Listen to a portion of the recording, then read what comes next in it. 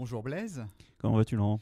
Écoute, je vais très bien et d'ailleurs je te remercie de participer à cet épisode de Banous pour un sujet qui, je pense, est le sujet le plus technique qui passe sur la chaîne. On va parler donc d'ordinateurs quantiques sans trop tomber dans le côté scientifique. Tout de suite, on va essayer d'être pédagogue. Mais avant ça, est-ce que tu peux te présenter, s'il te plaît? Avec plaisir. Blaise Vignon, on s'est croisés, toi et moi, Laurent, chez Criteo. Je suis ingénieur de formation et ça fait maintenant 10 ans que je travaille dans le produit. Et depuis un an, je suis chef de produit chez Alice et Bob, qui est une des startups françaises qui veut construire un ordinateur quantique. Alors voilà, justement, tu as le fameux mot ordinateur quantique. Est-ce que tu peux nous donner une définition accessible pour nos auditeurs? Oui, bien sûr. L'ordinateur quantique, quelque part, les deux mots sont simples, hein. Ordinateur, c'est un objet qui permet de faire des calculs.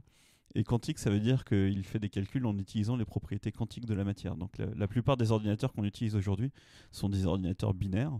On utilise des bits qui peuvent valoir 0 ou 1 et on fait des calculs avec ça. Mais avant ces ordinateurs-là, il y avait d'autres types d'ordinateurs. Il y avait des ordinateurs analogiques pour faire des transformés de Fourier, des calculs de trajectoire.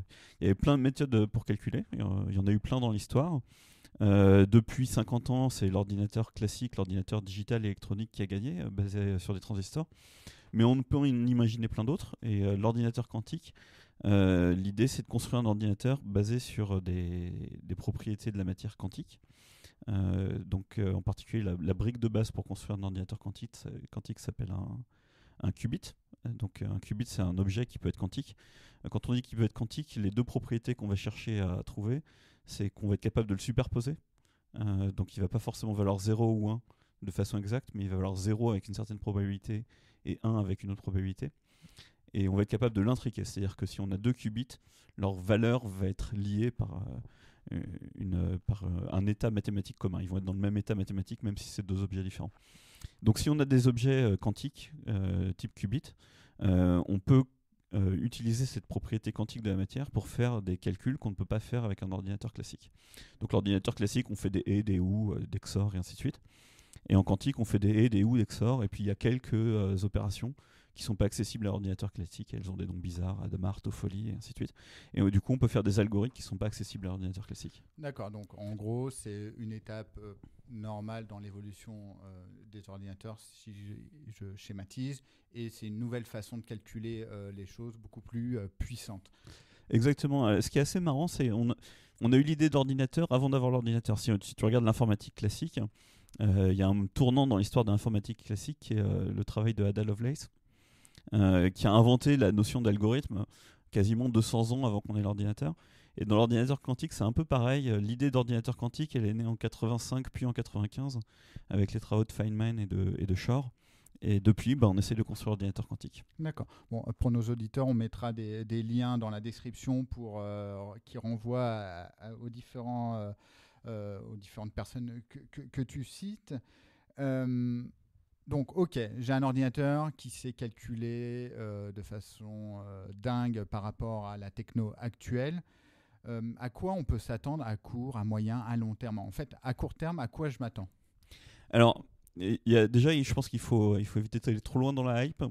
L'ordinateur quantique, il y a quelques problèmes qui peuvent faire que l'ordinateur classique ne sait pas faire. Voilà, on en a identifié une demi-douzaine. Voilà, donc on l'attend sur ces problèmes-là, quoi. Et donc, si on en fait la liste, il y a des problèmes dans la cryptographie, des problèmes dans la chimie, des problèmes dans la simulation des matériaux. Voilà, la liste, elle fait dans le machine learning, la liste fait une demi-douzaine de problèmes qui sont des problèmes très importants. Si on fait la taille du marché qui est associée à ces problèmes, on tombe sur des dizaines ou des centaines de milliards de dollars. Mais c'est pas un ordinateur qui va remplacer ton ordinateur actuel. C'est un ordinateur qui va être bon pour ces problèmes-là. C'est vraiment une toute petite, en termes de nombre de problèmes, c'est un tout petit nombre de problèmes. À quoi il faut s'attendre à court terme? À court terme, j'ai envie de dire, si on pense court terme, 1 an, 2 ans, en ce moment, on est vraiment dans une phase de recherche. On cherche à prouver que cette idée d'ordinateur quantique qui existe dans la tête des gens, elle est réalisable. Et donc à court terme, ce que les entreprises comme la nôtre essayent de faire, c'est de montrer que cette idée est réalisable. Quand on aura montré qu'elle est réalisable, on ne l'aura pas forcément réalisée. On aura juste montré qu'on a les briques de base pour pousser la roadmap. Et ce que l'industrie essaye d'obtenir, c'est ce qu'on appelle l'avantage quantique. L'avantage quantique réaliste, l'avantage quantique utile, qui est le jour où on arrivera à faire un de ces problèmes-là qu'on ne sait pas faire avec un ordinateur classique. Et donc ça, c'est du moyen terme, mais c'est surtout du long terme. On parle quasiment en dizaines d'années. D'accord, ok. Ouais, en fait, tu dis start-up, c'est presque un labo de recherche si je Alors, prends une image. alors quand je dis on parle quasiment en dizaines d'années, les plus agressifs, et on fait partie des plus agressifs, en tout cas nous, voient ça à moins de 10 ans, plutôt 5-7 ans, mais quand même moyen terme, effectivement. Et est-ce qu'on est un labo de recherche Si je prends le cas d'Alice et Bob, mon entreprise, on est beaucoup, enfin ils sont beaucoup, puisque moi c'est pas mon cas, à être issus effectivement de l'académique, mais notre état d'esprit, notre façon de travailler et notre objectif, il est clairement de sortir d'un ordinateur quantique, pas de produire de la recherche. Produire de la recherche, c'est un moyen pour l'obtenir. Et les autres acteurs, IBM, Google, Amazon et toutes les startups de ce monde-là sont aussi dans cet esprit. On travaille avec les chercheurs, on travaille beaucoup de personnes issues de la recherche, mais notre objectif, il est industriel. On veut sortir un ordinateur quantique. Toi, je fais une petite aparté parce qu'en fait, par rapport à ce que tu me dis, et c'est fou parce que ça rejoint un épisode avec une ancienne personne de Criteo, aussi Irène de Vulpian, que tu connais. On parlait justement de la création française en termes. Les ingénieurs français ont un excellent niveau, etc. Et en fait, toi, tu le prouves également à travers ce que tu dis, dans le sens où tu me cites tes concurrents, c'est Google, c'est Microsoft, etc. Et sans dénigrer, vous êtes une petite boîte française. Je trouve ça complètement dingue, en fait. Toi, ce rapport de force, et finalement, c'est un marché où il faut plus de matière grise que d'argent. Enfin, comment toi, tu vois les choses par rapport à ça ? Il se passe quelque chose dans le quantique qui est très intéressant. Enfin, toi et moi, on a aussi vécu la révolution de l'intelligence artificielle. Et il se passe quelque chose dans le quantique qu'on n'a pas eu dans l'intelligence artificielle, c'est que tous les labos français ont joué le jeu. Et donc aujourd'hui en France, on a 5 startups du quantique qui veulent construire un ordinateur quantique sur 5 technologies différentes. Donc pour nommer les technologies, nous on est sur les superconducteurs, il y a des gens qui font des ions piégés, il y a des gens qui font des atomes neutres. Enfin, il y a 5 technologies différentes, il y a des gens qui font des photons.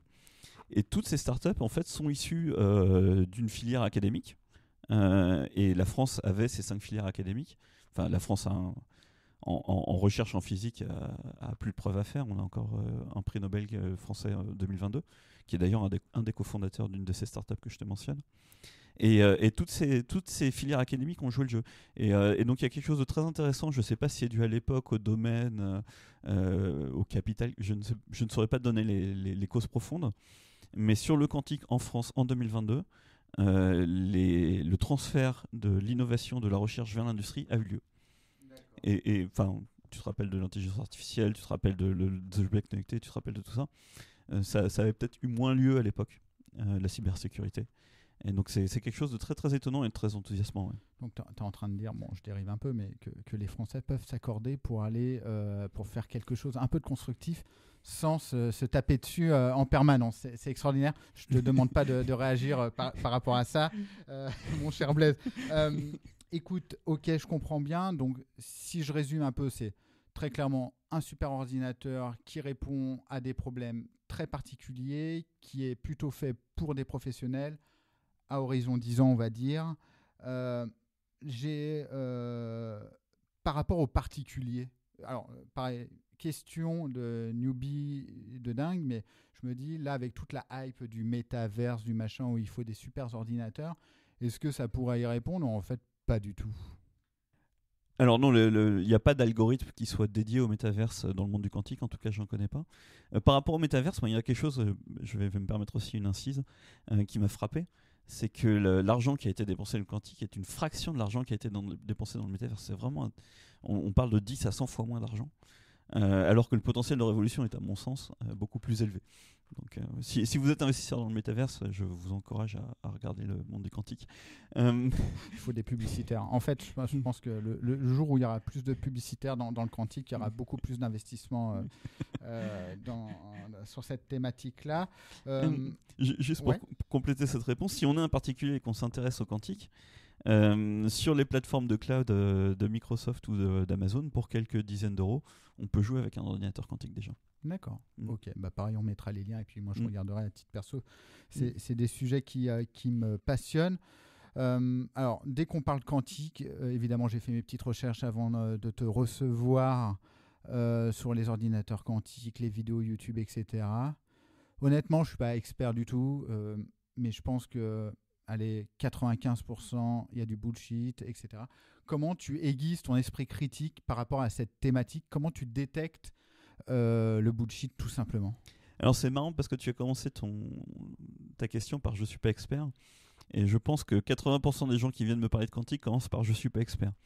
Et je suis rentré chez Alice et Bob, je n'étais pas expert, et plus je suis chez Alice et Bob, et quelque part moins je suis expert. Et cette notion d'expertise, cette espèce de barrière, si tu veux, qui existe dans d'autres domaines techniques, où tu te dis en fait, si j'ai pas compris, c'est parce que j'ai pas l'expertise, et donc il y a une barre de compréhension qu'il faut que j'arrive à franchir. Et tant que je l'ai pas compris, je suis pas légitime. Bien sûr, dans le quantique, elle peut paraître extrêmement forte parce que les maths sont compliquées, la physique est compliquée. Et il y a effectivement des escrocs qui s'en servent. Et donc, il y a un test simple. Que nous, on utilise chez Alice et Bob. C'est si tu peux remplacer dans ta phrase le mot quantique par le mot magique et qu'il a le même sens pour toi, c'est qu'on est en train de te bullshiter. D'accord. Donc si tu vois de la diététique quantique, c'est de la diététique magique, donc c'est du bullshit. Si tu vois du trading quantique, c'est du trading magique, c'est du bullshit. Et donc ça, c'est un point. Et l'autre point, c'est la continuation de ce point en tout cas, c'est que le quantique, c'est pas magique, quoi. Effectivement, les maths sont complexes, mais les maths permettent pas de te promettre monts et merveilles. C'est ce que je te disais, il y a que quelques algos qui vont marcher. Et donc la marque de l'expert quantique qui est pas réellement en train de te bullshiter, c'est probablement son humilité et quelque part son respect par rapport à la hype qui peut exister. On a tous dans le quantique, on a tous envie d'éviter ce qu'on pourrait appeler un hiver quantique où la hype nous aura emmené trop loin dans les promesses. Et c'est quelque chose, c'est une communauté qui vient de l'académique et qui aime beaucoup pouvoir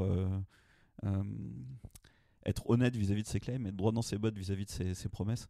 Et donc le vrai expert quantique, ceux que j'ai rencontrés, ils sont pas dans la surpromesse. Donc le côté magique et le côté surpromesse sont généralement des bons marqueurs de hype. Ok, très clair, merci. Justement, sujet qui m'intéresse également, c'est si jamais tu avais des conseils à donner à un jeune qui est en phase d'études, qui veut choisir de bosser dans cette thématique, ce serait quoi les conseils que tu pourrais lui donner? D'abord, bonne idée. Bonne idée. En ce moment, le quantique, là, depuis 2 ans, effectivement, a reçu beaucoup d'investissements et donc a créé beaucoup d'opportunités pour des jeunes qui veulent rentrer dans le domaine. Et donc, je mets ça aussi en regard. Donc, il y a effectivement eu beaucoup d'investissements, il y a beaucoup d'opportunités qui sont créées, mais je mets ça en regard de ce que je t'ai dit au début, à savoir qu'aujourd'hui, on n'a pas d'avantage quantique et donc on n'a pas de création de valeur à proprement parler. Et donc, les métiers qui existent aujourd'hui sont beaucoup des métiers qui vont viser à mettre sur le marché ces ordinateurs. Et donc, c'est des métiers qui sont extrêmement techniques, voire scientifiques. Et donc, dans les entreprises qui recrutent, le côté d'avoir une thèse en physique quantique, en informatique quantique, est un vrai plus. Et la question à laquelle je ne sais pas encore répondre, c'est les métiers, on va dire, d'ingénierie autour de tout ça. Il y en a quelques-uns qui commencent à exister, en particulier ce qu'on appelle le quantum engineering, l'ingénierie quantique. Donc tout ce qui est autour de comment est-ce qu'on construit ses puces, comment est-ce qu'on construit ses frigos, comment est-ce qu'on construit l'électronique qui va autour, commence à émerger. Et je ne sais pas jusqu'où ça va nous emmener.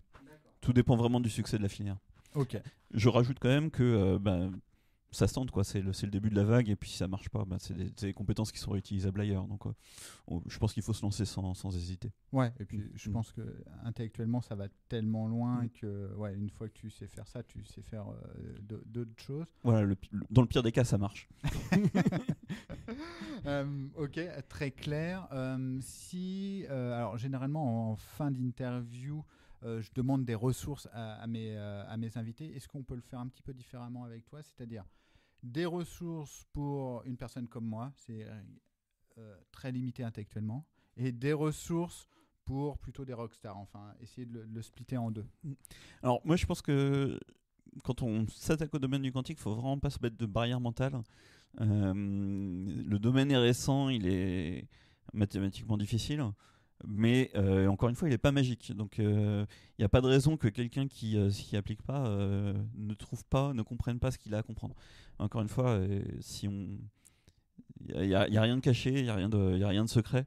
Les ressources sont lisibles et accessibles par quelqu'un correctement motivé.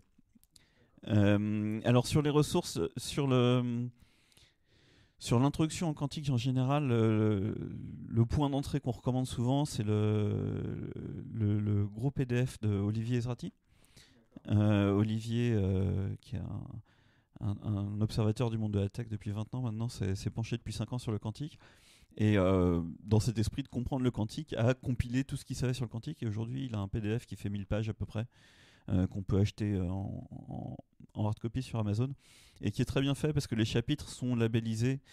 Tel chapitre va intéresser les scientifiques, tel chapitre va intéresser les managers, tel chapitre va Donc ça, c'est très bien comme point d'entrée. Ça a un côté très complet. Et puis pour les gens qui veulent jouer avec des machines, le point d'entrée le plus naturel, c'est probablement la communauté Qiskit d'IBM. Donc Qiskit, c'est l'ensemble de la plateforme quantique d'IBM, avec des exemples de code, des tutoriels, un Slack. Donc ça, Qiskit, pour les gens qui veulent rentrer sur le côté technique, c'est très très bien. Si on veut rentrer très profond sur le côté scientifique, moi ce que je suis en train de faire, c'est les cours du MIT OpenCourseWare. Il y a des cours sur le quantique qui sont très bien. Et ça, on va dire, ça fait une bonne base. Après, il y a énormément de bouquins, il y a énormément de bouquins qui correspondraient à ce que tu irais chercher si tu apprenais une nouvelle techno de programmation, ainsi de suite, mais dans le quantique. Donc il y a des bouquins sur Q#, qui est un langage de développement, il y a des bouquins sur Qiskit, il y a énormément de ressources, mais les trois que je t'ai cités, le bouquin d'Olivier Ezrati, OpenCourseWare et Qiskit, c'est un bon moyen de commencer sur l'aspect technique de la chose. Ok, bah super, ça va me permettre d'avancer. Ce qu'on fera sur cet épisode, c'est qu'on ouvrira aux auditeurs en fait la possibilité de poser des questions, et puis on se permettra de te les envoyer si jamais nos auditeurs ou les personnes sur YouTube nous posent des questions sur cette émission de l'introduction au quantique. Merci beaucoup Blaise. C'est un plaisir. J'ai compris. Sache que c'est un bel achievement. C'est un double plaisir. Où est-ce qu'on peut te suivre si jamais tu as de l'actualité, etc. Alors, moi, je suis un vieux, je suis sur Twitter. Blaise_V. Donc, c'est là où en termes de réseau social, je suis le plus présent. Et mon entreprise, Alice et Bob, est également sur Twitter. Alice 2_Bob et sur LinkedIn. Ok, bah super. Merci beaucoup. Merci Laurent.